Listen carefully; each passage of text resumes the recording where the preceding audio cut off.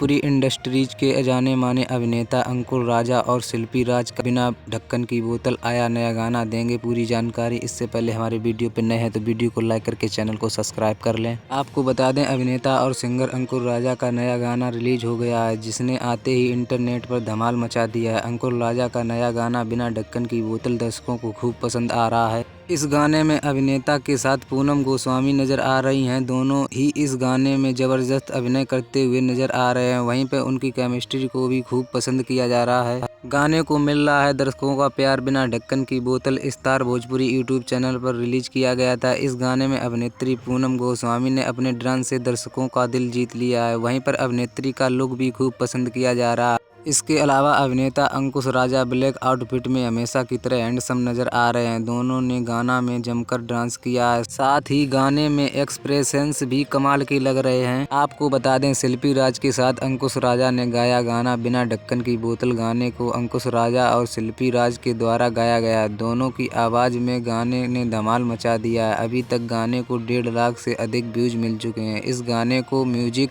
अविनाश झा घुंगुर ने दिया है। इसके अलावा लिरिक्स मनोज मतलबी ने लिखे हैं। गाने को डायरेक्ट लकी विश्वकर्मा ने किया है। ऐसी ही भोजपुरी जानकारी के लिए हमारे वीडियो को लाइक करके चैनल को सब्सक्राइब कर लें।